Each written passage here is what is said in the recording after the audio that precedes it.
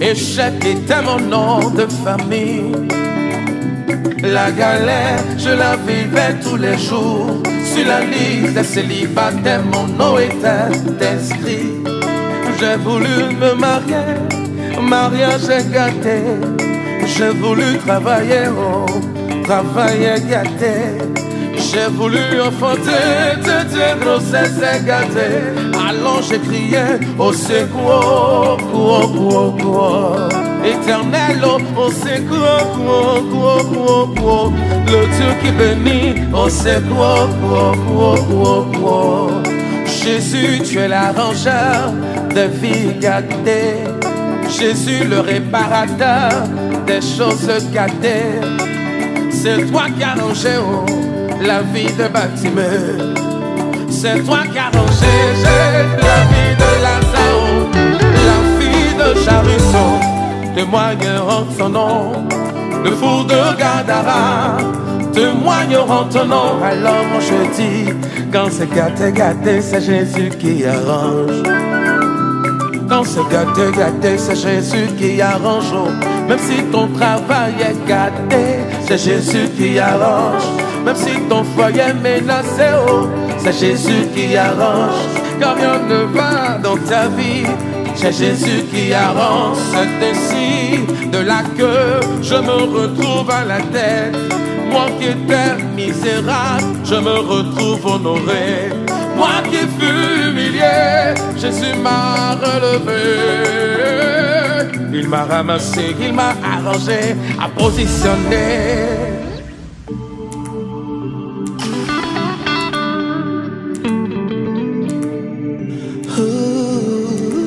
J'étais dans la boue, il m'a lavé. Je ne t'ai rien, oh, il m'a élevé. De les sans espoir, Seigneur, dis juste un mot dans ma vie, oh. Diplômé mais sans emploi, oh, fais quelque chose dans ma vie, oh. Papa Jésus, au secours, éternel, au secours, Adonai, au secours. Papa Jésus, tu dis tes mots. Il suit mes larmes. Je m'en remets à toi.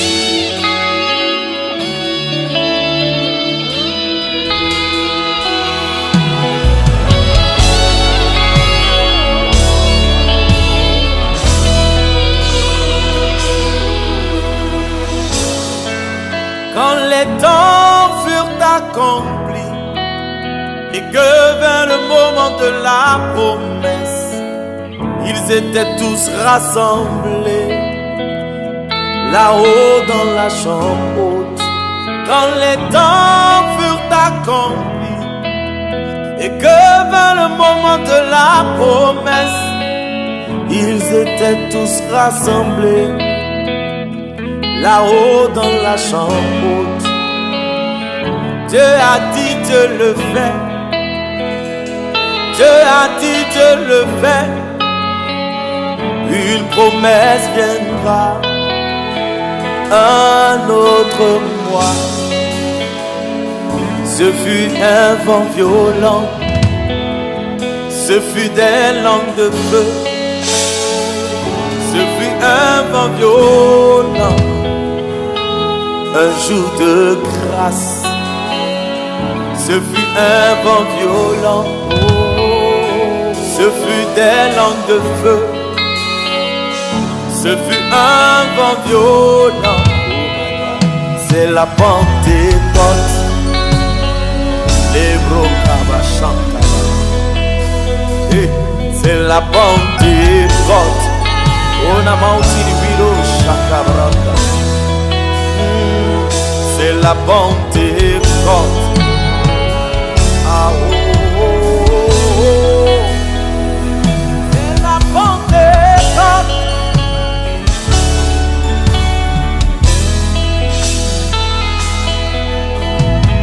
Lorsque le Saint-Esprit descendra sur vous, vous serez revêtus de force et vous rendrez témoignage à Jésus-Christ de Nazareth, à Jérusalem et en toute la Judée, et ce jusqu'à l'extrémité de la terre. C'est la Pentecôte, c'est la Pentecôte. Saint-Esprit descend. Oh c'est la Pentecôte, c'est la Pentecôte. Saint-Esprit descend. Oh c'est la Pentecôte, c'est la Pentecôte. Saint-Esprit descend. Oh c'est la Pentecôte, c'est la Pentecôte. Saint-Esprit descend. Oh c'est la Pentecôte, c'est la Pentecôte. Oh c'est la Pentecôte, c'est la Pentecôte. Recevons du Père ce qu'il a promis, telles les langues de feu. Levons nos mains et recevons de lui, telles les langues de feu. Le Saint-Esprit est là. Oh C'est la Pentecôte, c'est la Pentecôte. Saint-Esprit descend. oh C'est la Pentecôte, c'est la Pentecôte. Saint-Esprit descend. oh C'est la Pentecôte, c'est la Pentecôte. Saint-Esprit descend. oh Je reçois du Christ ce qu'il avait promis. Je reçois de lui ce qu'il avait promis. oh Le Saint-Esprit est là c'est la Pentecôte. et c'est la Pentecôte. Oh Je reçois de lui c'est la Pentecôte. ce qu'il avait promis. Oh Le Saint-Esprit est là c'est la Pentecôte. et c'est la Pentecôte. Oh Que descende sur nous des langues de feu. Que descende sur nous la gloire de Dieu. Que descende sur nous des langues de feu. Que descende sur nous la gloire de Dieu. Que descende sur nous le Saint-Esprit. C'est la Pentecôte. oh c'est la Pentecôte. C'est la Les Pentecôte. Rochata, c'est la Pentecôte. Oh c'est la Pentecôte. Oh, C'est la Pentecôte. c'est la Pentecôte. Oh c'est la Pentecôte. C'est la Pentecôte. Ah, c'est la Pentecôte.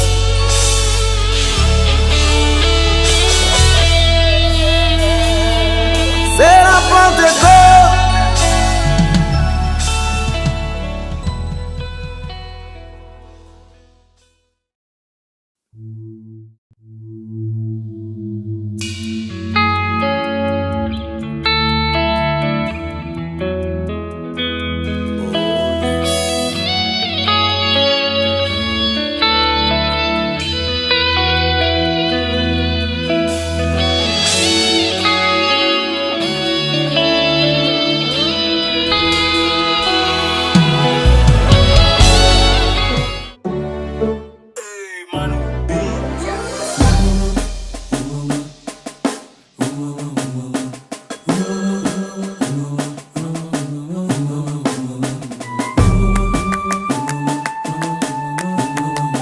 Allô, allô.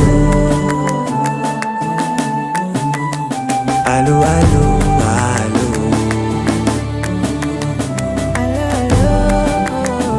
Jesus.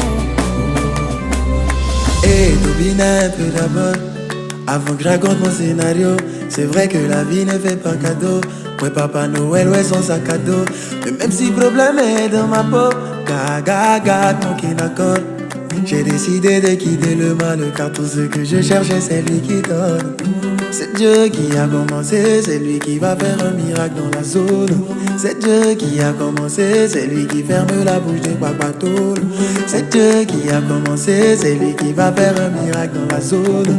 C'est Dieu qui a commencé, c'est lui qui ferme la bouche des papatos.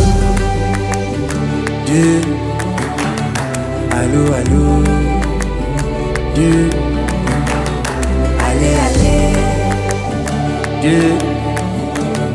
Allô, allô, allô. Wala, Motiri Regbao. Now because you did my part, now I had to do shakara. You know feel leave me halfway, oh. I know. That day you love me too much, oh. I know. So Jackie, I come and say, I come and say.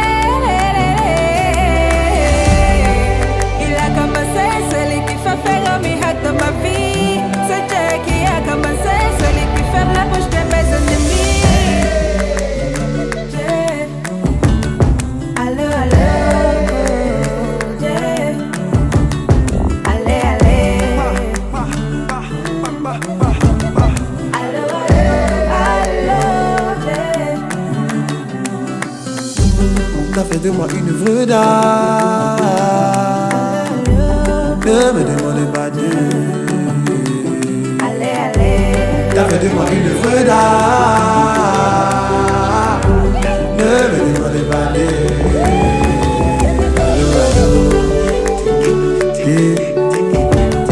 Allô, allô,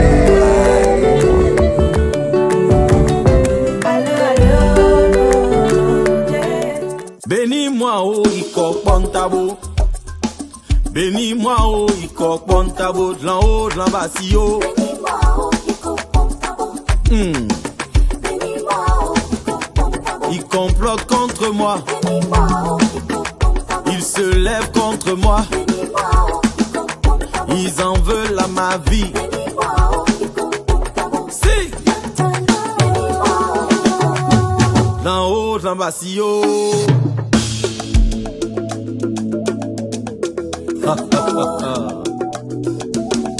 Ah oh, Jean, Bolou, Bolou. Ils vont prier contre toi, marabouter contre toi, féticher contre toi. Ça ne peut pas marcher. Ils vont prier contre toi, marabouter contre. Alléluia. Alléluia. Asonu mi osana clan. Sakwa sona wa clan so ya clan menga nuko. Afi asonu oye be nu treke. Oye nu métier. Oye be nu boao. Oye be nu fon. Alléluia.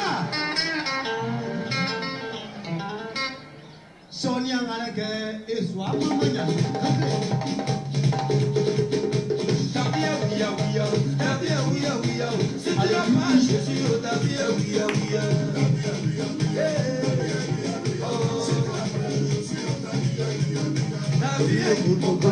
Ta vie est pourrie, je t'aime. Ta vie est oui. Ta vie est...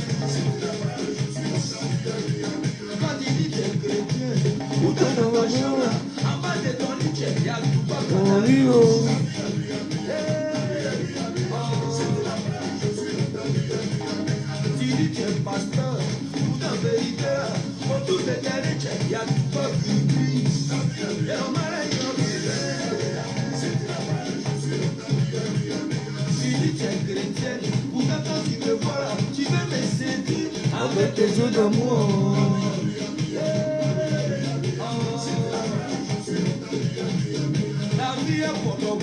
La vie est pour moi.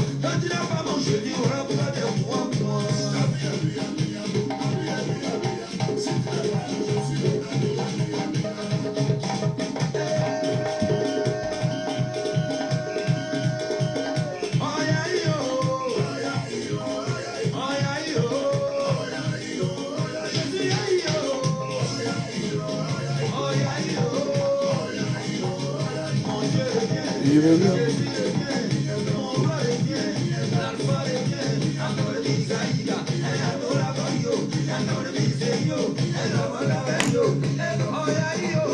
Oh yaï, oh yaï.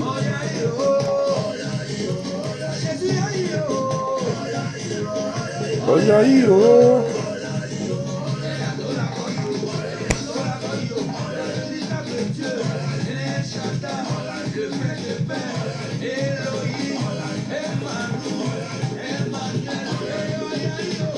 Oh yaï, oh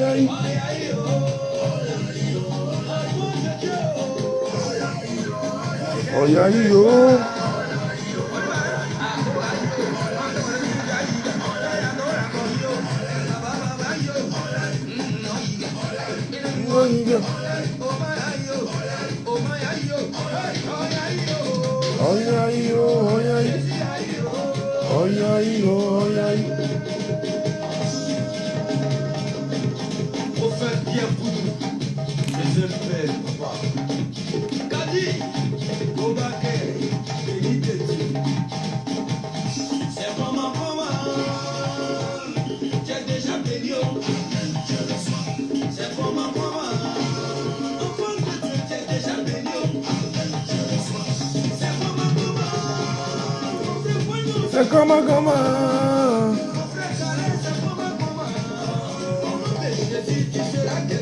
Amen. Je reçois.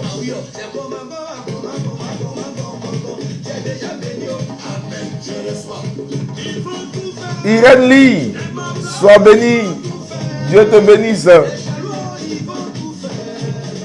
Un gros coucou à Mémé.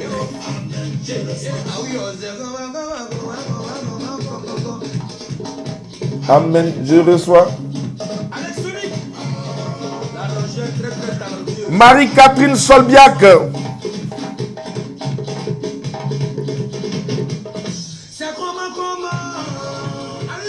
C'est comment. Yolande Kofi. Coucou à toi. Amen. Je reçois.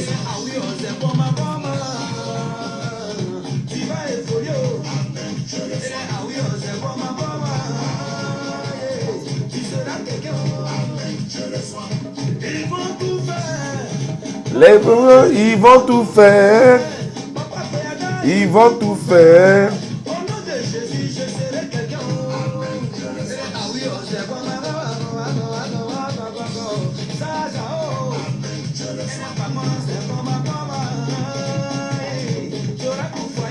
Amen. Je reçois.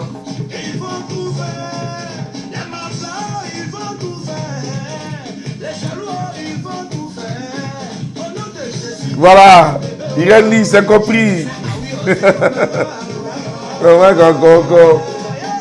Allez, on peut partager maintenant. Partageons. Karine Kodé, coucou à toi. J'ai eu le message de maman Nyali. Je vais l'appeler. Dieu est dedans, oh, Dieu est dedans. Dieu est dedans. Dieu est dedans. Je serai content de partager ce cantique avec vous. Voilà. Aujourd'hui, c'est mercredi.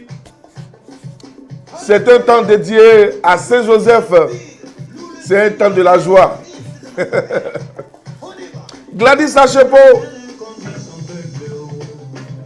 Il n'y avait pas de dieux étrangers sur les hauteurs du pays.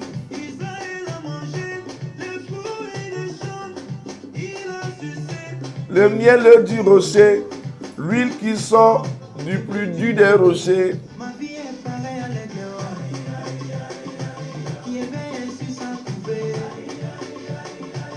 Julie Marcel, Mwandou, Loulou Lavry,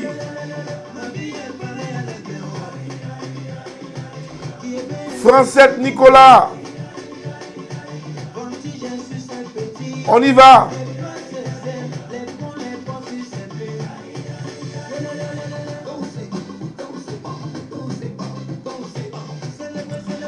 Marie-Ange Robert Brou.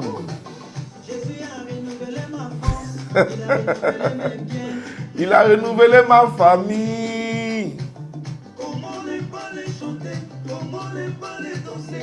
Yeah, alléluia. Yeah.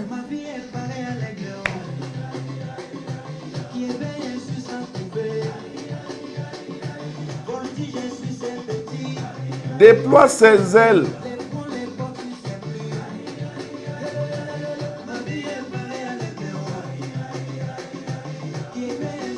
C'est la vérité. Julie Marcel Mwandou, on danse en l'honneur du Tout-Puissant.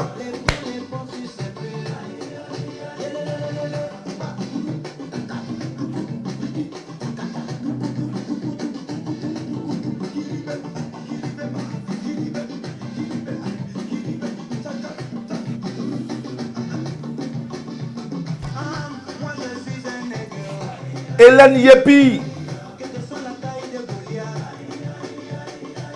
J'ai les yeux microscopiques, télescopiques. Ma vision va se réaliser.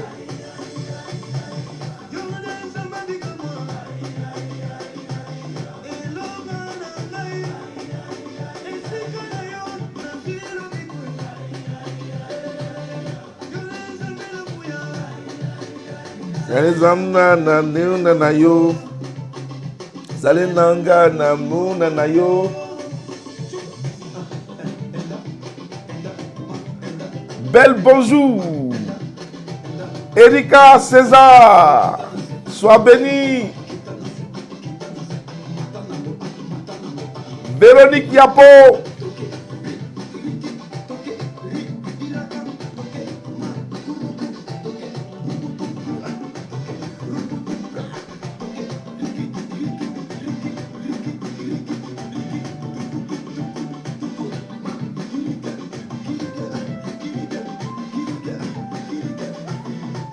Cette fois-ci, on va danser la danse des aigles. On y va. Tout le monde en position. On y va.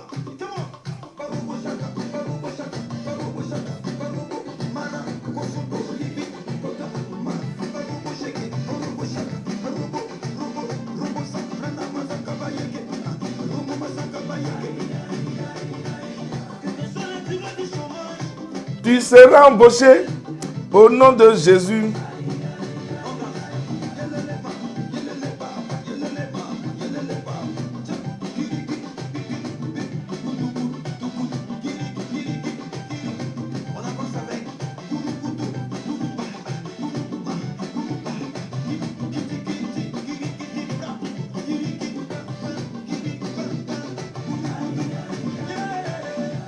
Et pareil à l'aigle. Voilà, alors on bénit le nom du Seigneur. Soyez bénis, frères et sœurs qui nous écoutez, qui nous suivez. Voilà, je voudrais saluer des sentinelles parmi vous. Julie, Marcel, Mwandou, sois béni. Emma Michel, Pélagie, Assoumou, sois béni. Voilà, Victoire Latte, Bénédicte, Myriam Koulibaly. Voilà, alors... veuillez partager, veuillez taguer des personnes, veuillez, je vais dire, identifier des frères, des sœurs, des amis. Et puis, n'oubliez surtout pas de mettre aussi en commentaire vos intentions de prière. Voilà. Alors, j'espère qu'aujourd'hui, on sera assez réactif. On va réagir chaque fois en commentaire. Hier, je crois que mes commentaires ici étaient bloqués. Je ne voyais pas vos réactions. Et puis, bon, voilà. Alors... il faut être réactif là comme ça, le technicien va vite corriger ça pour moi. Mais pour le moment, je sens les messages défiler, voilà. C'est bon, c'est bon, c'est bon. Merci beaucoup, Dieu vous bénisse. Alors, nous allons rapidement partager la parole de Dieu et demander au Seigneur donc de nous garder précieusement dans les creux de ses mains, que Dieu lui-même daigne ouvrir nos cœurs et disposer notre âme à l'écoute de sa parole et qu'il nous donne de saisir la substance nécessaire pour nous afin de continuer notre marche à la suite du Seigneur et d'aller jusqu'à notre pleine réalisation, notre plein accomplissement. Que Dieu bénisse chacune de nos maisons et qu'il bénisse notre écoute. Merci infiniment. Voilà. Alors, Rosola Roua, voilà, Seigneur, visite ma maison. Il a visité, voilà. Vraiment.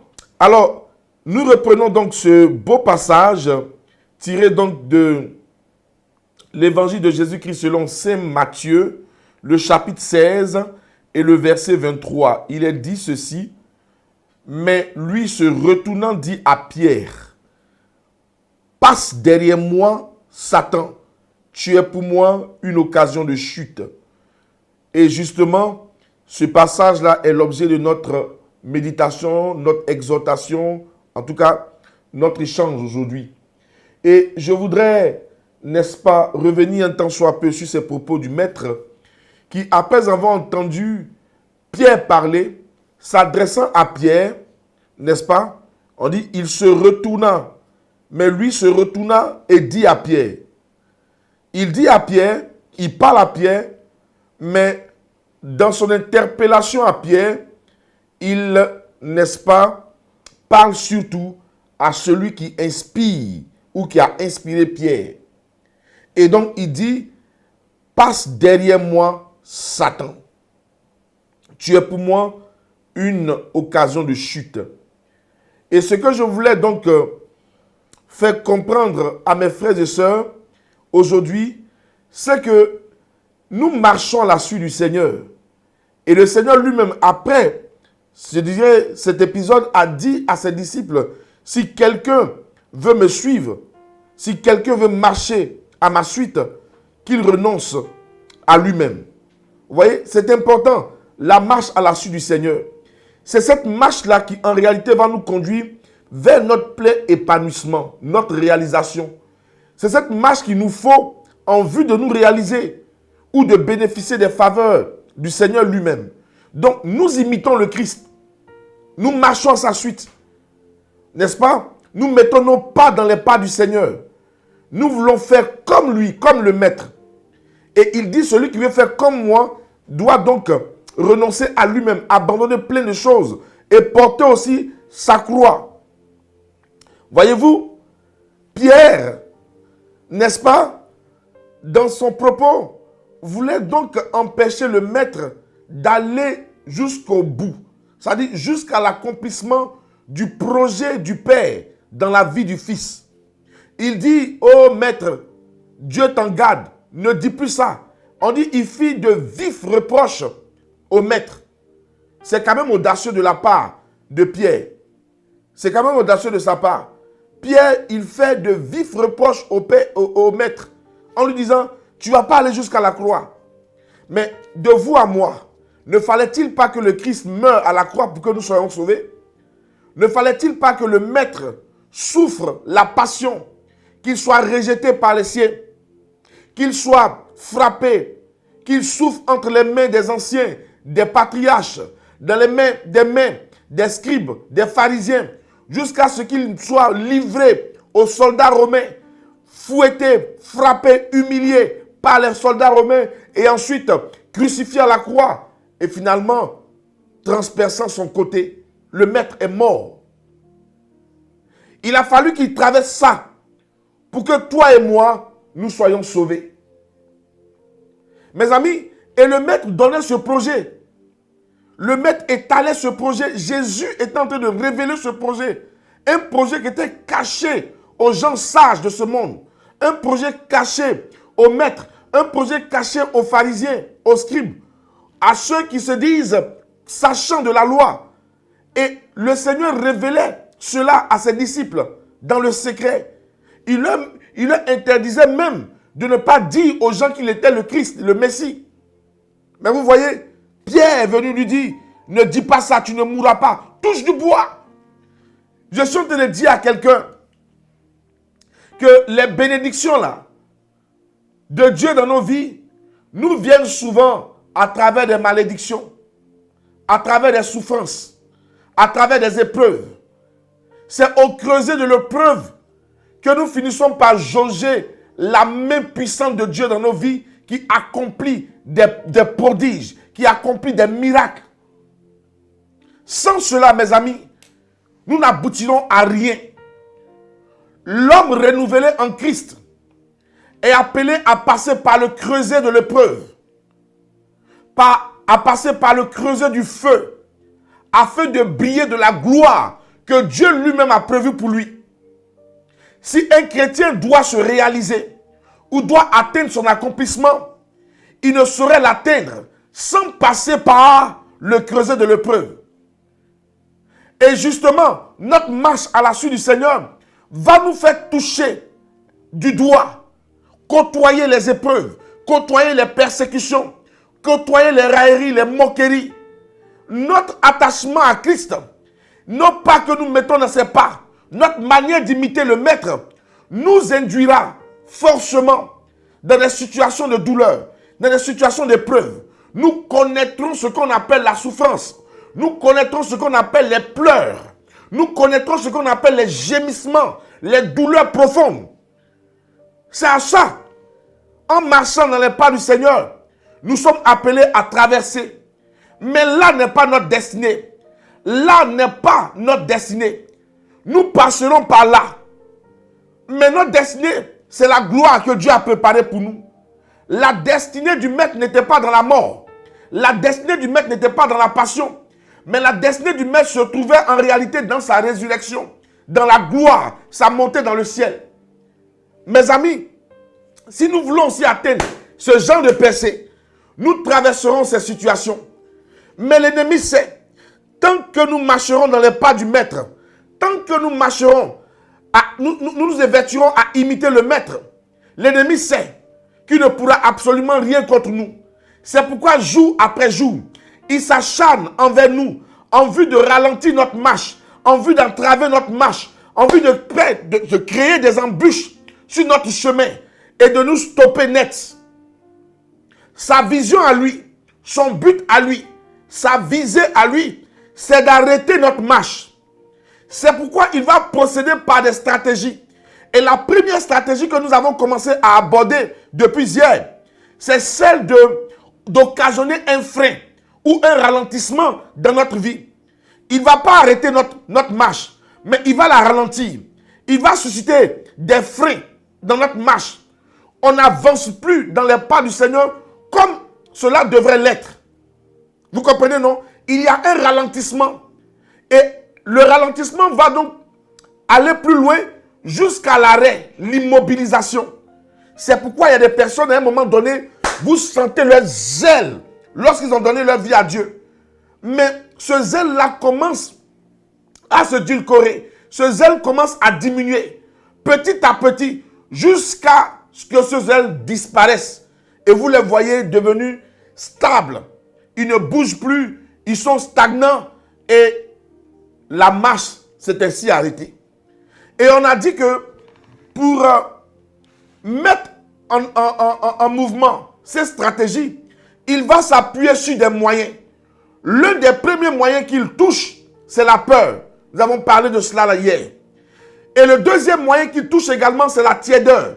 Et la tiédeur n'est-ce pas, nous renvoie à la lâcheté, à une lâcheté spirituelle. Les chrétiens sont devenus amorphes, lâches, peureux.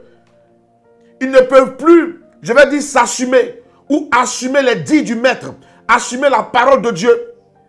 Nous avons besoin d'aller revisiter la vie de nos patriarches, de nos pères dans l'église. Nous avons besoin d'aller visiter la vie de nos saints, ceux dont nous portons les noms, qui au prix de leur vie, qui au prix, n'est-ce pas, de leur vie, sont jusqu'à aller témoigner de Dieu à travers la parole, à travers des actes. Ont témoigné de la vérité, ont témoigné de la justice au prix de leur vie. Ils ne sont pas allés gagner par la tiédeur ou le manque de zèle ou par la peur. Vous comprenez?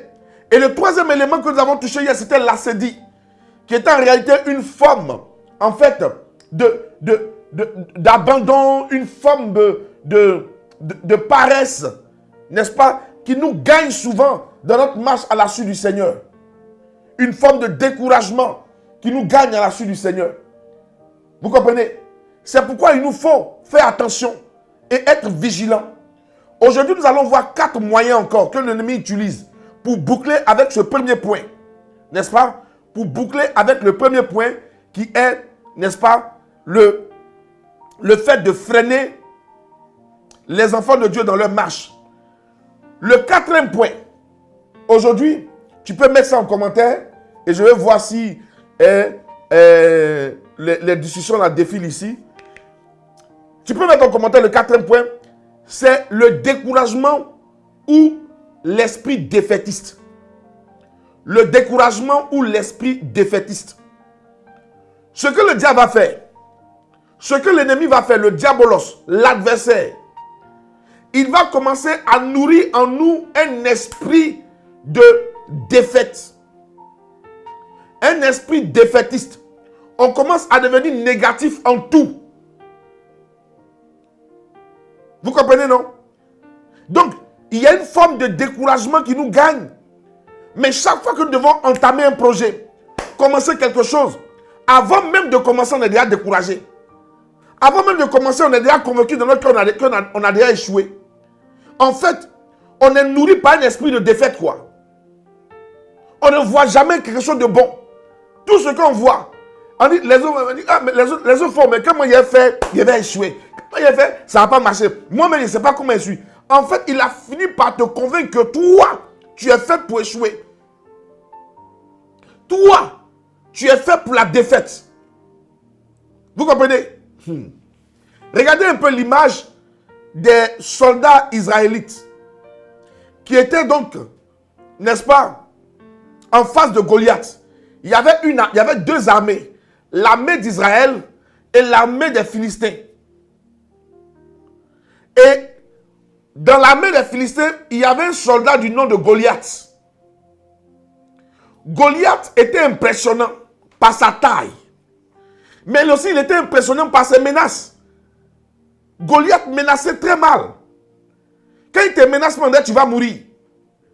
Si bien qu'on nous dit que chaque matin, il partait donner la petite dose, le petit déjeuner à l'armée d'Israël.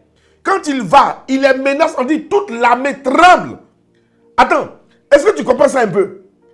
Toute une armée peut trembler devant un homme, aussi grand soit-il, aussi géant soit-il.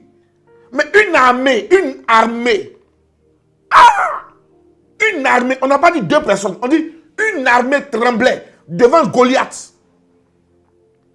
Ça dit que ces gens-là étaient tétanisés par la peur. Si bien qu'ils ont oublié qu'ils étaient nombreux. Si bien qu'ils ont oublié qu'eux, ils avaient appris l'art du combat. En tant que soldats, ils ont appris à se battre. Ils ont appris à tuer l'ennemi. Mais tellement ils étaient impressionnés par la taille, tellement ils étaient donc terrorisés par la taille de Goliath, ils ont commencé à trembler. Alors en eux, il a commencé à se déployer un esprit défaitiste. Ils se sont dit que nous, on a déjà échoué. On ne peut jamais battre le monsieur là. Même si on se met à plusieurs, on ne peut jamais le battre. Voici comment les chrétiens réagissent dans leur marche à la suite du Seigneur.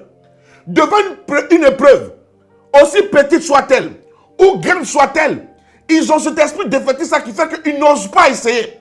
Ils n'osent pas tenter. Ils n'osent pas faire, c'est-à-dire risquer le coup.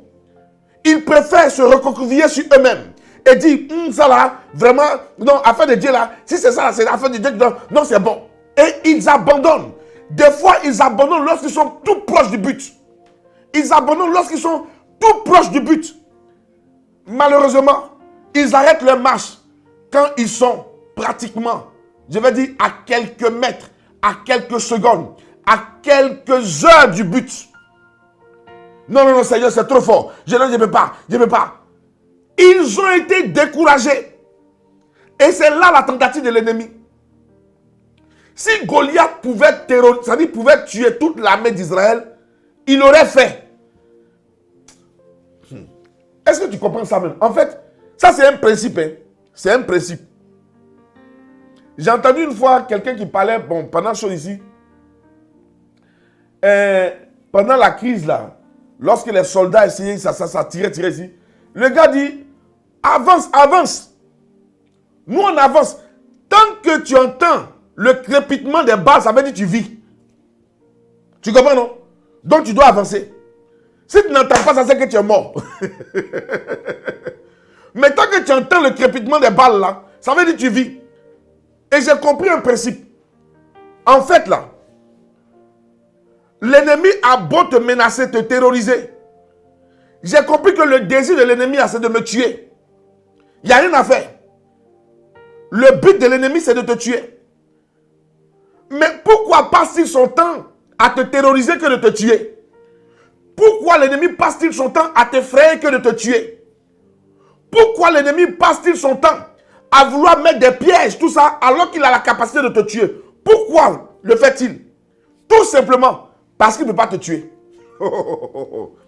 Parce que s'il pouvait, et s'il avait les moyens de te tuer, il l'aurait déjà fait.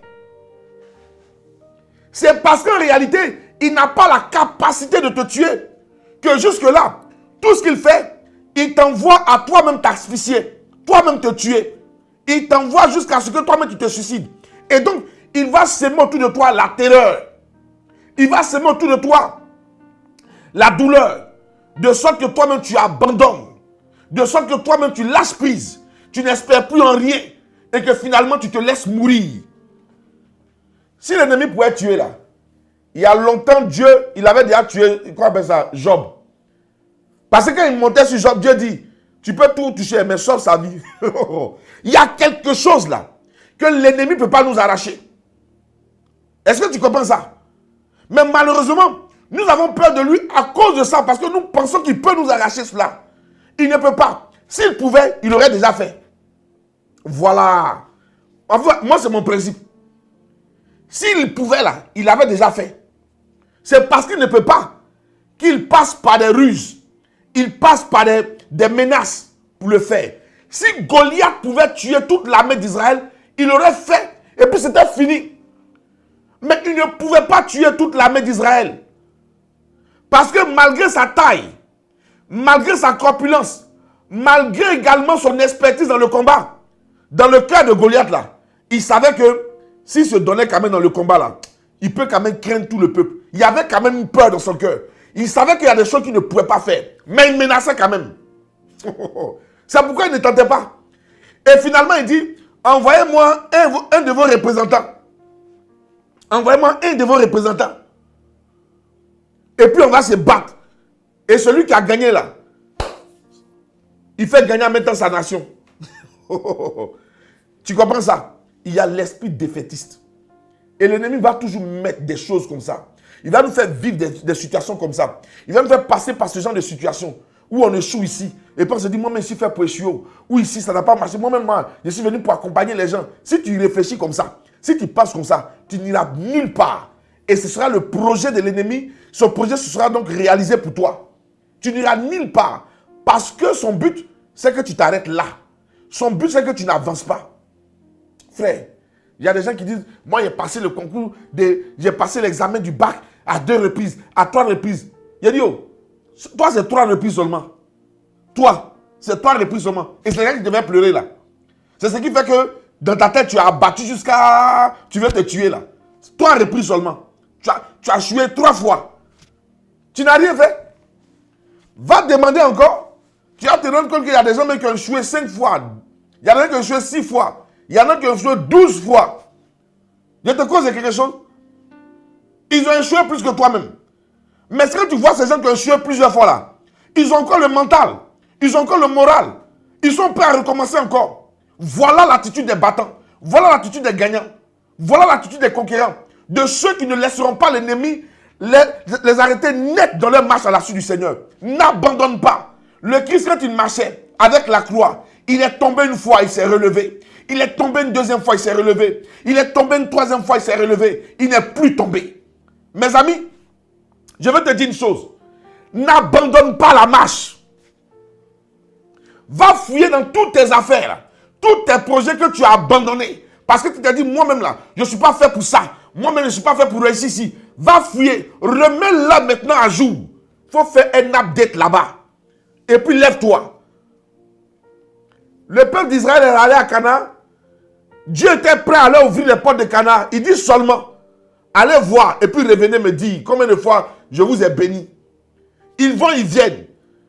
Et ils disent à Dieu, non, tu es parti nous tuer.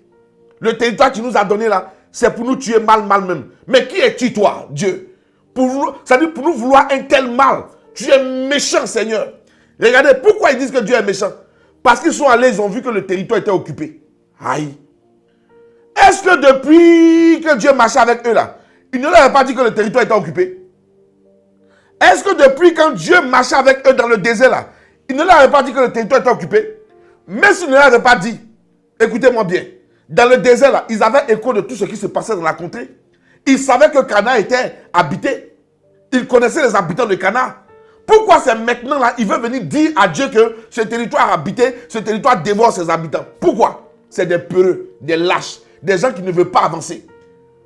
Non, il faut nous laisser dans notre coin. Nous là, non seulement ils ne veulent pas avancer, si ça ne tenait qu'à ça, ils peuvent rester à la situation, à un statu quo. Mais ils veulent retourner dans leur vomissement. Ils disent, il est préférable pour nous d'aller en Égypte.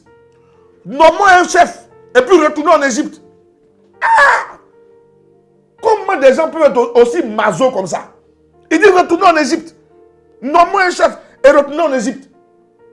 Mes amis, voilà la difficulté de beaucoup. Beaucoup de chrétiens se laissent effrayer et commencent à développer en eux un esprit défaitiste. Non, quand on est parti là, on a vu là-bas, il y avait des géants. Les géants là, nous on se voyait comme des fourmis à leurs pieds. Et puis c'est comme ça, eux nous voyaient. Regardez quelqu'un. Regardez quelqu'un. Regardez comme ils parlent. Est-ce qu'ils s'entendent parler même? On était comme des fourmis. Toi, ton Dieu qui est puissant là, ton Dieu qui est redoutable, il t'a montré ses exploits. Déjà même là, en divisant la mer en deux, quelque chose du jamais vu.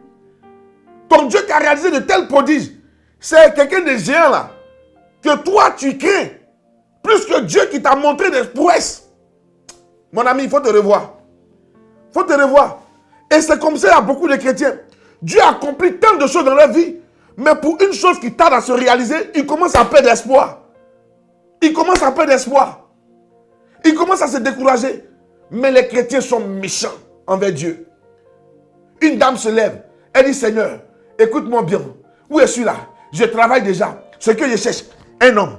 Il n'a qu'à me marier. Dieu fait tout. Il te donne un mari. Et la mariée revient. Seigneur, regarde-moi bien. Une femme comme moi.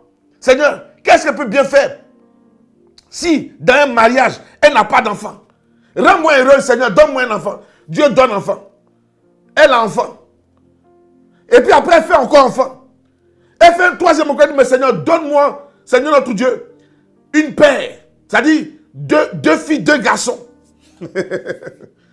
Alors que maintenant, elle a une fille et puis deux garçons. Maintenant, vous la voyez dans sa prière, elle est désespérée. Elle est abattue. On ne peut même plus la regarder, on ne peut plus la consoler parce qu'elle n'arrive pas à faire la deuxième fille là, pour compléter son lot de son équipe qu'elle est en train de faire là. Elle n'a pas encore eu la deuxième fille. Les gens sont méchants. Si bien que des fois, ils abandonnent Dieu dans ça. Non, j'ai demandé une deuxième fille au Seigneur. Il m'a donné deux garçons, une fille. Je veux une deuxième fille. Ça fait deux garçons, deux filles. C'est ce que je cherche. Et puis elles pleurent. Elles sont abattues. Il y en a même là, des fois, même là, ça crée un gros tollé dans le foyer. Mais regardez un peu autour de vous. Il y a des gens même qui cherchent qui n'en ont pas. Et ils se laissent décourager par ça.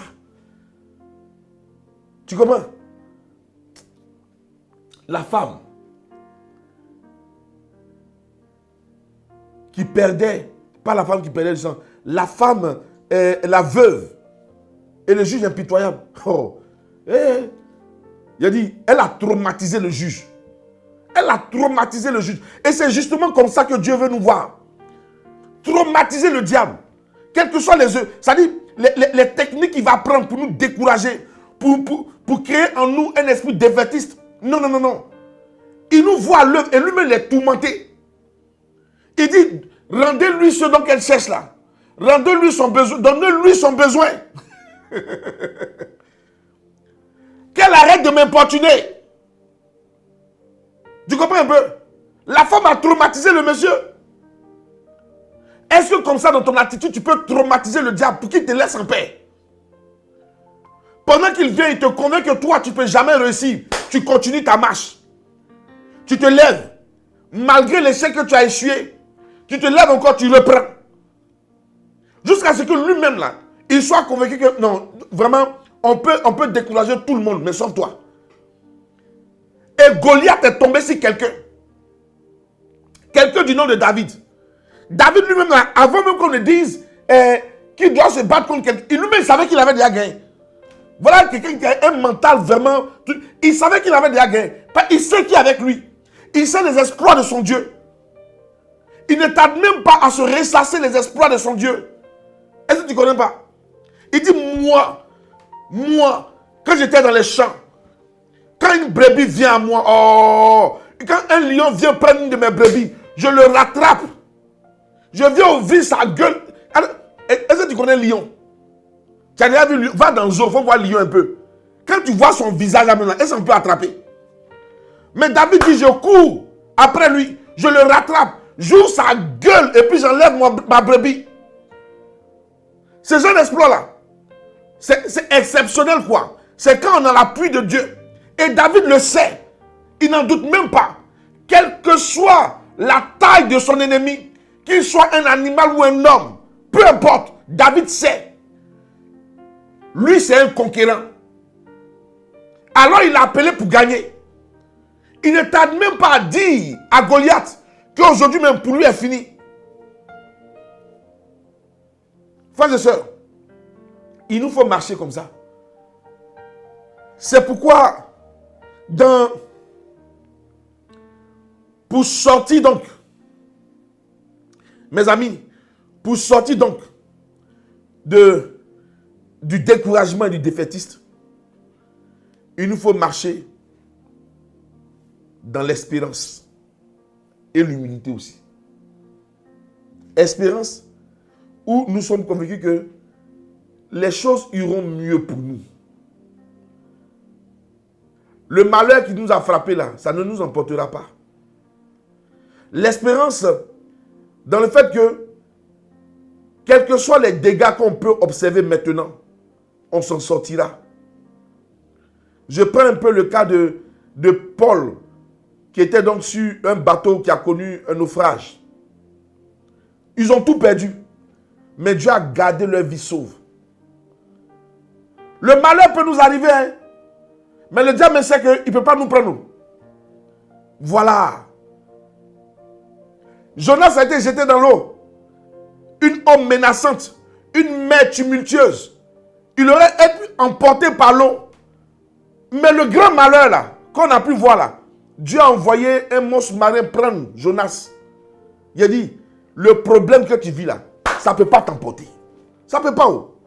Ça ne peut pas. Dis-moi, c'est quel problème qu'ils ont vu et qui les a emportés? Dis-moi. Ça ne peut pas les emporter. Tu comprends? Voilà. Demeurons dans l'espérance. Dieu va le faire. Coûte que coûte. Dieu va le faire. Il nous l'a déjà prouvé. Il est mort. Il est ressuscité d'entre les morts. Il s'est présenté à tous ses disciples avant de monter au ciel. Il a déjà fait. Mes amis, ne craignons rien. L'autre élément aussi que l'ennemi utilise, il va utiliser ce qu'on appelle le manque d'aide et de soutien. Le manque d'aide et de soutien. Il y a des gens, en réalité, dans leur vie chrétienne, ils se croient arrivés. Ils n'ont pas besoin de quelqu'un, ils n'ont pas besoin d'un accompagnement, ils n'ont pas besoin d'un soutien, d'une aide. Eux, pour eux, là, comme quand ils respirent, là, ça dit fumer sort de leur narine comme fan. Quand ils respirent, ça dit eux-mêmes, ils sont sonnés jusqu'à... Quand ils sont devenus, ça dit une terreur, quoi. Il y a fond. Mes amis, le danger que l'ennemi utilise là, pour arrêter notre marche là, c'est quand l'homme croit qu'il est devenu, ça dit il est arrivé, la suffisance là, le manque d'aide et de soutien. Voilà. Les gens sont suffisants. Je n'ai pas besoin de lui. Il n'a pas besoin de temps. Il n'a pas besoin de temps. Écoute-moi très bien. Si tu marches comme ça là, l'ennemi va t'isoler au fur et à mesure tu vas te retrouver seul dans ta marche. Tu vas voir que tu es arrêté. Tu ne bouges plus, tu n'avances plus. Voilà. Si nous voulons avancer, aller plus loin, nous avons besoin du soutien des uns des autres. Nous avons besoin d'un accompagnement. Il faut oser s'ouvrir dans la difficulté et aller chercher l'aide d'autrui. Il faut oser s'ouvrir. C'est ce que nous devons faire, mes amis. Les gens vivent dans la difficulté, dans la souffrance, ils ne s'ouvrent pas. Non, ça va aller. Ça va aller où? Ça va aller où? Ça va aller où? Ça va pas aller quelque part. Il faut oser s'ouvrir, parler de ça. Pourquoi on t'accompagne? Pourquoi on te conseille? Pourquoi on t'oriente? Non, ça va aller. Ça va pas aller quelque part où? Ça va pas aller quelque part. Et ça, c'est de l'orgueil. Donc, il nous faut le soutien. Il nous faut de l'aide. Quand nous traversons des difficultés, des épreuves, mes amis, vous ne pouvez pas comprendre. Le soutien et puis l'aide des gens là, vous ne pouvez pas comprendre. Quand un malheur te frappe, et puis tu sens autour de toi le soutien de tes frères et des sœurs, qui sont là à tes côtés, jour et nuit, qui t'appellent, qui veulent savoir comment tu vas. Il y a des gens qui quittent loin là où ils sont. Et puis ils viennent à tes côtés, ils parlent avec toi. Et dans cette confiance-là, tu échanges avec eux. Tu leur dis tes peines, tu leur dis ta peine, tes souffrances, tes difficultés. Et eux, de leur côté, ils réfléchissent, ils voient comment ils peuvent t'accompagner. Mon frère, ça aide à avancer. Ça aide à aller plus loin. Et ça traumatise le diable. Le diable n'aime pas voir des gens qui sont unis et qui sont en train de s'entraider. Il n'aime pas ça. Mais tu es dans ton coin. Moi, je suis là, moi, je suis dans mon coin. C'est pas grave. Ça va aller. Ça va aller. Et puis, tu souffres. Tu es dans ta difficulté, ça va aller, tu souffres. Aïe. Toi aussi. Ça va pas aller où? Ça va pas aller. Il faut t'ouvrir aux gens. Il faut t'ouvrir. Il faut oser. Voilà. Je n'ai pas dit d'aller raconter ton problème sur tous les toits. Je n'ai pas dit d'aller raconter ton problème à tous les carrefours. Mais dans notre marche là, on a des frères et des sœurs. On a des gens qui nous accompagnent. On a des dévanciers. Il faut oser parler de ce qu'on souffre, de nos difficultés. Voilà.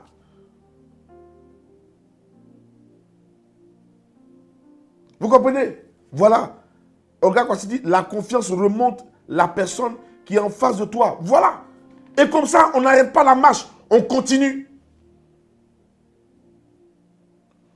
Troisième élément qu'on ne doit pas oublier. Le troisième élément, frères et sœurs, c'est l'ignorance.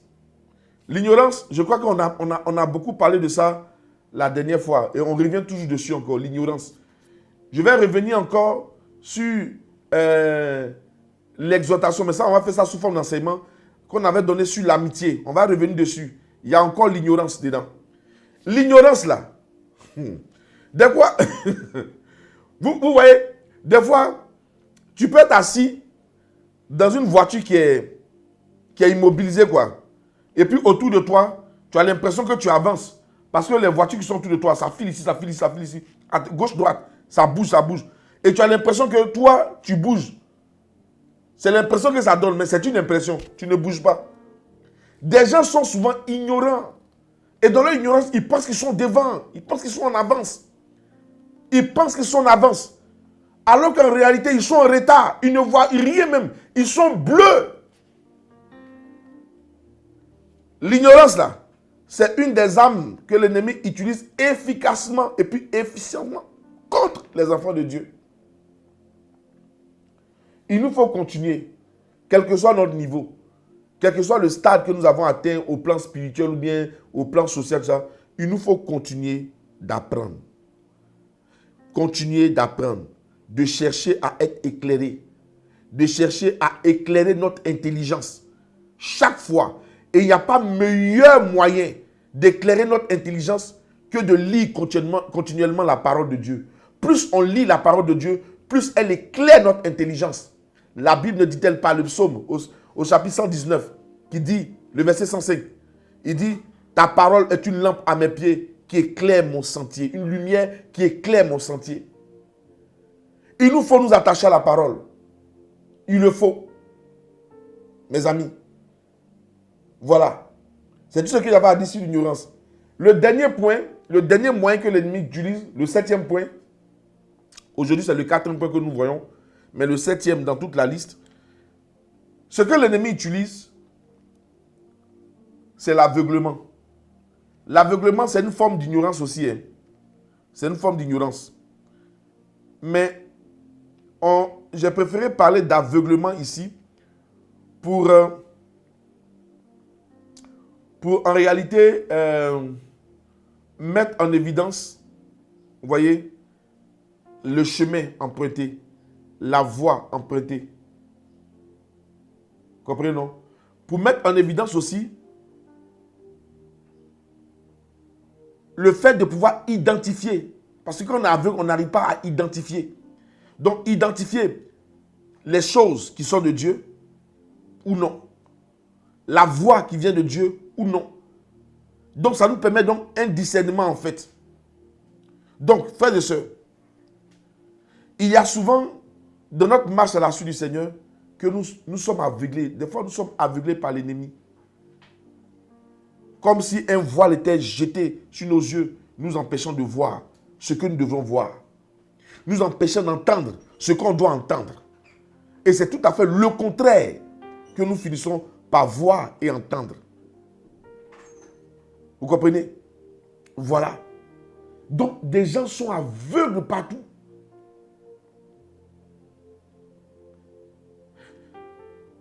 Et l'aveuglement, ici, pour corriger cela, il faut apprendre à se remettre en cause.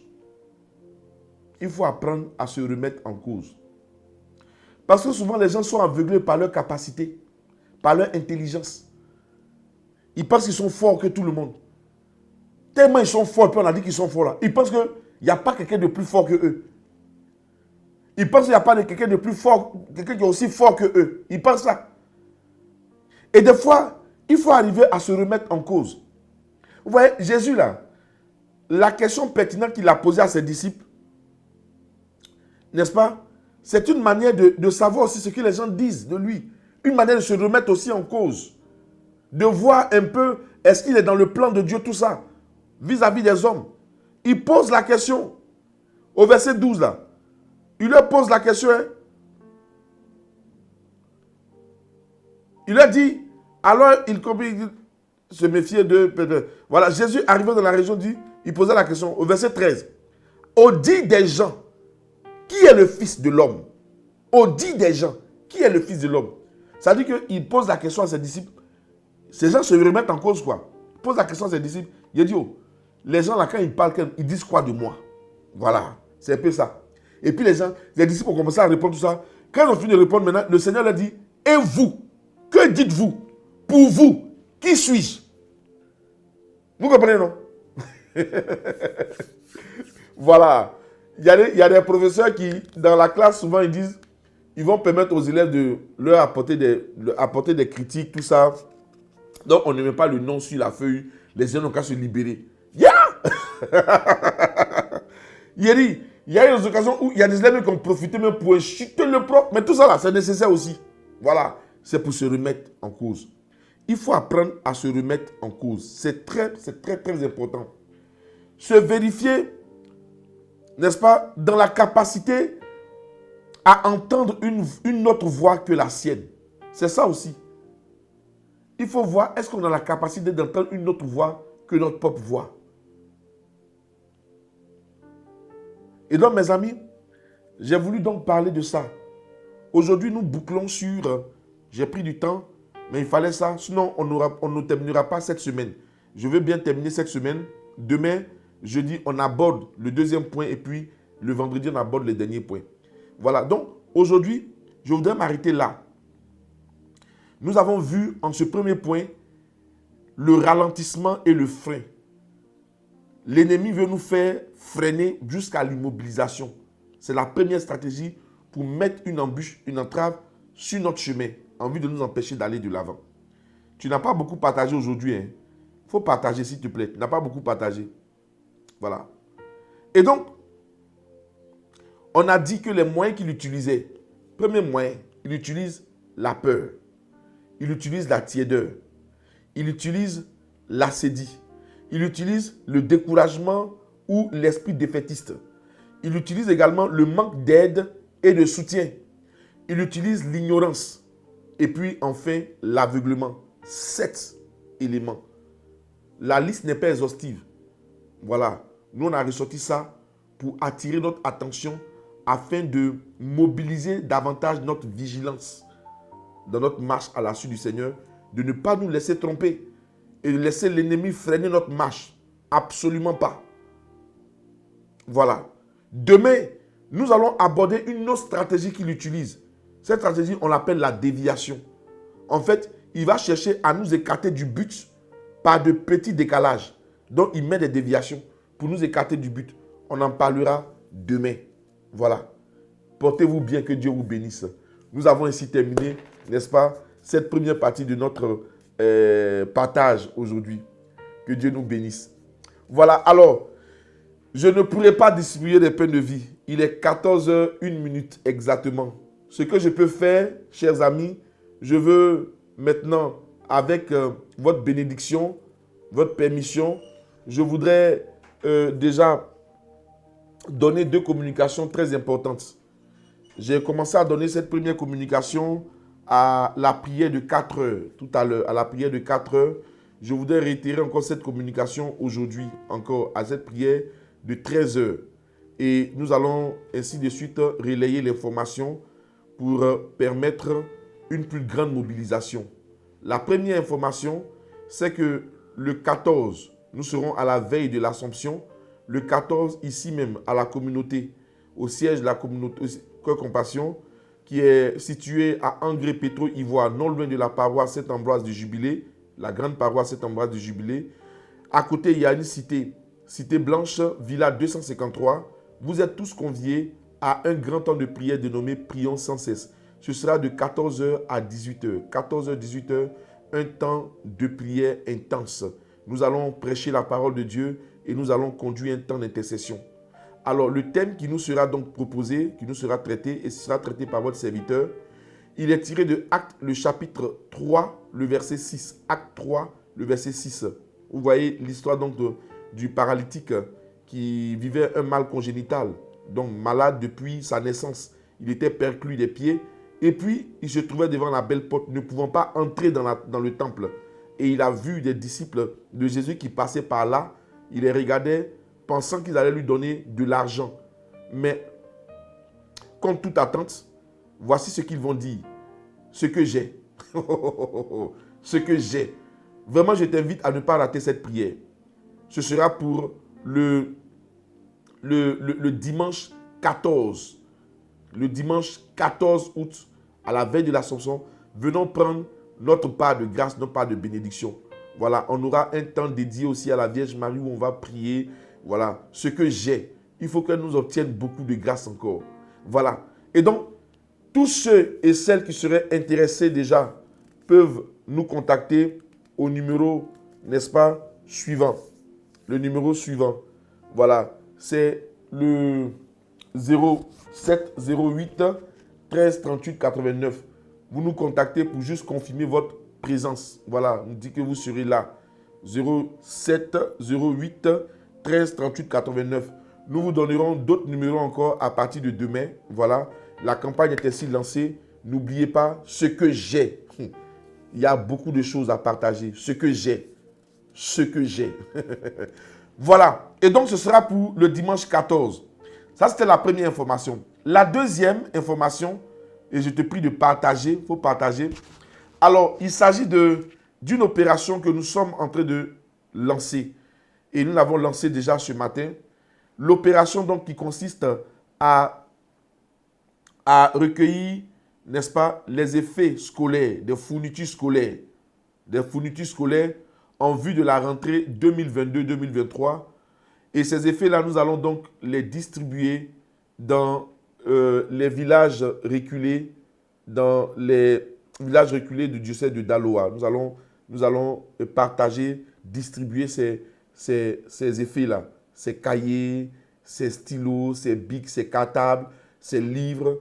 Vraiment, tout ce qui est effet scolaire, les cahiers tout genre, qu'on appelle ça, cahier double ligne et tout ça, cahier également normal, mais 100 pages, 200 pages, 300 pages, cahier étudiant, les cahiers TP. Vraiment, on aura besoin de tous ces effets scolaires-là, les répartir et puis les redistribuer pour aider des familles, soulager des familles qui vraiment n'en peuvent plus. Et nous sommes dans une situation où il y a la cherté également de la vie, il y a tout ça.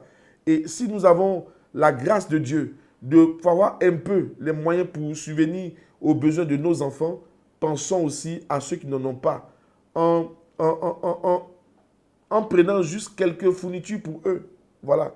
Et donc, je nous invite à participer massivement à cette opération. Voilà. Cette opération, bientôt vous verrez le concept, c'est l'opération, j'ai dénommé SES. Voilà. Et non SOS. SES, Sentinelle pour, n'est-ce pas, des effets scolaires. Sentinelle pour les effets scolaires. On a besoin de sentinelles pour recueillir, pour récolter des effets scolaires. Si tu es sentinelle, tu te sens sentinelle dans la peau. Si tu es une guetteuse, un guetteur, nous devons donc anticiper. Ne pas permettre qu'un enfant, à cause de manque d'un cahier, soit renvoyé à la maison. Ne pas permettre qu'un enfant, à cause du fait qu'il n'a pas les moyens de s'offrir un stylo, soit renvoyé à la maison. Voilà. Non. Donc, SES, Sentinelle pour les effets scolaires. Alors, nous allons donc, pour tous ceux qui veulent participer, nous sommes au siège de la communauté. Si vous êtes en Côte d'Ivoire, vous êtes à Abidjan, vous pouvez donc faire parvenir vos dons, n'est-ce pas? Vos dons, les cahiers et tout ça. On va recueillir ça, on va les noter. Nous prendrons également vos noms parce qu'il faut prier aussi pour vous. Il faut prier pour vos intentions. Et donc, ceux également qui sont en dehors de la Côte d'Ivoire et qui voudraient aussi participer, vous pouvez le faire. Ce matin, je donnais déjà également quelques orientations. Si vous avez des connaissances ici, vous pouvez leur envoyer les informations qu'il faut pour qu'ils puissent envoyer les cahiers, les effets scolaires. J'ai dit cahiers, mais c'est un peu générique, quoi. Voilà. Ce sont les effets scolaires. Tout ce qu'on a besoin à l'école, quoi. Voilà. Les effets scolaires, les bics, tout ça et autres. Maintenant, si vous voulez aussi participer et que vous voulez faire venir votre argent pour que nous puissions faire les achats ici, c'est aussi possible. Voilà. Et donc, je vous donne des contacts que vous allez aussi appeler. Vous allez appeler pour prendre les informations. On vous dira, n'est-ce pas, par quel moyen vous pourrez donc faire pour que nous puissions entrer en possession donc, de votre don pour faire les achats. Et donc, vous appellerez le numéro suivant. On peut le mettre en commentaire. Le numéro suivant, oui, on peut faire transfert d'argent. On peut faire transfert d'argent. Voilà. Donc, je vais vous donner les numéros. Et puis, vous allez appeler ces numéros ou envoyer un message à ces numéros. On va vous communiquer le moyen par lequel vous pouvez faire les transferts et autres. Voilà. Et puis, donner les références également pour que le transfert soit effectué. Et donc, les numéros sont les suivants. Premièrement, le 01 41 98 98. 01 41 98 98. Voilà.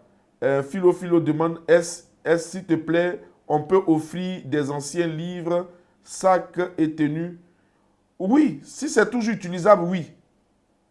Voilà. Ouais, 01 41 98 98 14. Voilà, 01 41 98 98 14. Les livres, n'est-ce pas? Et puis les cartables. Vraiment, si c'est neuf, c'est bon à utiliser encore, envoyez. Voilà, envoyez. On va tuner ça bien. Et puis, les enfants en ont besoin pour fréquenter. Voilà. Et donc, on accepte tout. Envoyez. Voilà. Il y a aussi le 07 08 13 38 89. 07 08 13 38 89. Ce sont des numéros WhatsApp. Vous pouvez aussi appeler sur WhatsApp ou bien envoyer un message WhatsApp. On vous dira comment procéder. Voilà. Appelez juste les numéros pour prendre les informations. Voilà. Donc, je reprends les numéros. Le 01 41 98 98 14. 01 41 98 98 14 ou le 07 08 13 38 89. Alors, ce que je veux dire, c'est que c'est une opération des sentinelles. Voilà. Donc, on va mener ça comme des chefs, de bout en bout. Vous qui nous écoutez depuis les États-Unis, le Canada, la Martinique, depuis le Burkina, depuis où encore, vous êtes tellement nombreux à nous suivre de partout. Voilà, c'est notre affaire. Et c'est le don des sentinelles pour entamer cette année. Je ne pense pas que Dieu soit aussi méchant pour ne pas, vous qui allez participer à cette opération en permettant à des enfants de fréquenter, d'aller à l'école, d'acquérir l'intelligence, la sagesse, de réussir aussi. Je ne pense pas que Dieu soit aussi méchant pour ne pas permettre à vos enfants de réussir. Non. Nous allons prier pour cela pour vous. Voilà. Les gens qui, depuis la Suisse, voilà. Weberbrou, depuis la Suisse, voilà. Depuis la France aussi. Nous sommes nombreux à nous suivre de partout. Vraiment, réagissons, réagissons. C'est organisons-nous. Voilà. Si vous avez également des idées à nous proposer pour que l'organisation soit parfaite, voilà, nous allons le faire. Et puis, pour recueillir le maximum d'effets scolaires pour aider tous ces villages-là. Vous allez voir les images plus tard, quand on va arriver. S'il y a des sentinelles parmi vous qui seront sur le territoire ivoirien, lorsqu'on sera allé faire, on sera en train de donner les dons, vous allez voir, c'est-à-dire la joie qui se lit dans le visage, non seulement des enfants, mais surtout dans le visage des parents. Voilà. Visage des parents. Et donc, je nous invite à le faire. Voilà. Grand-Duché de Luxembourg. Voilà, qui nous écoute également depuis Grand-Duché de Luxembourg. Ça, c'est ma charmante amie Pélagie Assoumou, Madame Vanex. Voilà, j'espère qu'elle prononce bien le nom. Hein. Depuis la Martinique aussi, depuis la Martinique avec Marie-France Saint-Esprit. Ah, Marie-France, vraiment, merci, merci, merci pour tout. Merci beaucoup. Elle réagit chaque fois. Voilà. Et puis, c'est toujours au nom des Martiniquais. Voilà, et Martiniquaises. La Martinique, soyez bénis. Soyez bénis. Vous êtes bien, vous êtes bien. Voilà. On dit Alsace. Bon, moi, je ne connais pas Alsace. On nous suit depuis l'Alsace. Voilà. Soyez bénis aussi. Donc, on attend vos dons depuis l'Alsace. Depuis le Canada. Voilà, Lucie Diompi, on attend vos dons. Organisez-vous, mobilisez-vous, mobilisons-nous pour que cette campagne-là de collecte des effets scolaires, des fournitures scolaires, soit une réussite. Mobilisons-nous. Voilà. Les sentinelles là, les sentinelles ne jouent pas. Hein. Modé, je vais vendre de la loco pour vous soutenir. Voilà, vends. Vends. Et puis, voilà. En tout cas, on a besoin des idées, on a besoin de tout ça pour recueillir le maximum d'effets scolaires. Relayer l'information partout. Relayer l'information. Vous connaissez peut-être des marchands ou bien des entreprises qui fabriquent les cahiers, tout ça. Voilà, ils peuvent faire des dons. Ils peuvent faire des dons en début d'année. Ça va faire marcher votre entreprise. Les gens, ils regardent leur chiffre d'affaires. Si on fait ça, vous pouvez venir offrir des cahiers d'une valeur de 2 millions, 3 millions, offrir des cahiers. Des entreprises, hein, vous pouvez le faire. Ne regardez pas votre chiffre d'affaires. Vous ne perdez rien en aidant des gens. Voilà. Si vous connaissez des patrons d'entreprise, vous connaissez des DG d'entreprise, parlez-leur, donnez-leur cette information-là. Relayez l'information. Relayez l'information. Et nous allons recueillir tout ça. Il y a en Côte d'Ivoire ici, il y a des Libanais qui ont des grandes boîtes de tout ça, des cahiers fournitures scolaires, tout ça. Il y a des hommes d'affaires qui gèrent tout ça aussi. En tout cas, entendez nos cris, le cri de ces enfants, le cri de nos enfants qui, n'est-ce pas, nous supplient, ces parents qui n'en peuvent plus, ces veuves, ces veufs, ces orphelins qui ne demandent que de l'aide pour fréquenter. Il y a des gens très, très intelligents à l'intérieur du pays, mais qui n'ont pas les moyens. Ils sont très intelligents. J'avais pour preuve, nous avons regardé il n'y a pas longtemps l'émission des enfants Roseau où vous avez vu cette petite-là, intelligente, qui fait parcours aller-retour, 14 km. Pour aller à l'école et revenir, 7 km aller, 7 km retour. Ses parents n'ont rien, mais avec le peu, elle a démontré et elle a été primée dans tous les domaines, quoi. Meilleur élève de l'école, meilleur élève de la sous-région, ainsi de suite. Il nous faut ça, mes amis. Il nous faut aider. Organisons-nous, aidons nos enfants. C'est bien beau de dire les enfants ne travaillent pas, ils n'ont pas le niveau, mais faisons notre part. Donnons-leur les moyens pour faire également leur part. Voilà. Et donc, le Liban, ne sera pas du reste. Voilà. Ok, je compte sur vous. Constance Taogbé. Voilà. Normalement, les entreprises qui font des dons ont une réduction ou annulation des impôts. Voilà. Voilà. Ils n'ont qu'à faire. Ils font ça là. En fait, ils vont réduire. Ils disent, il suffit de signaler seulement et puis on réduit les. Voilà. Donc, nous comptons sur vous. Que Dieu vous bénisse déjà. Vous qui déjà avez pris cette opération à bras le corps. Appropriez-vous de cette opération et nous allons faire, n'est-ce pas, des exploits parce que c'est avec Dieu que nous composons. Le sentinelle, il est toujours à son poste. Dieu est toujours fidèle à son poste. Que Dieu vous bénisse. Demain, on se retrouvera à 4 heures pour une prière intense encore. Et j'ai dit aussi que ceux et celles qui avaient des intentions de prière, parce que nous recevons beaucoup d'intentions de prière aussi, ceux et celles qui avaient des intentions de prière, n'est-ce pas, envoyez donc vos intentions au numéro WhatsApp que nous avons donné, le 01 41 98 98 14, 01 41 98 98 14 ou le 07 08 13 38 89. Vous envoyez par WhatsApp vos intentions, nous allons prier pour vous. C'est gratuit. Voilà. Et j'oubliais encore, prions sans cesse le dimanche 14 là. C'est gratuit, on ne paye pas pour entrer. C'est gratuit. Voilà. Venons massivement, nous allons prier le Seigneur. Ce que j'ai. Que Dieu vous bénisse. Que Dieu vous bénisse abondamment. Voilà. Je vous aime énormément. Au revoir. Portez-vous bien.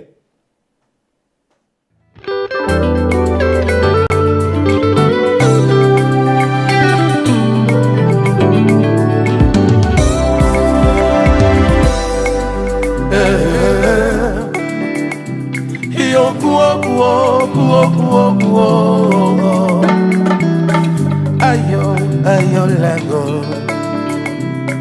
Ayo, ayo, ayo, lago. Échec était mon nom de famille. La galère, je la vivais tous les jours. Sur la liste des célibataires, mon nom était inscrit. J'ai voulu me marier, mariage gâté. J'ai voulu travailler, oh, travailler gâté. J'ai voulu enfanter, grossesse gâtée. Alors j'ai crié au secours, Éternel, au secours, le Dieu qui bénit, au secours, Jésus, tu es l'arrangeur de vie gâtée. Jésus, le réparateur des choses gâtées. C'est toi qui as arrangé la vie de Bartimée. C'est toi qui as arrangé la vie de Lazare, la fille de Jaruson. Témoigneront ton nom, le fou de Gadara. Témoigneront ton nom. Alors moi je dis, quand c'est gâté, c'est Jésus qui arrange. Quand c'est gâté, c'est Jésus qui arrange. Même si ton travail est gâté, c'est Jésus qui arrange. Même si ton foyer est menacé, oh, c'est Jésus qui arrange. Quand rien ne va dans ta vie, c'est Jésus qui arrange. C'est ainsi de là que je me retrouve à la tête. Moi qui étais misérable, je me retrouve honoré. Moi qui fus humilié, Jésus m'a relevé. Il m'a ramassé, il m'a arrangé, a positionné.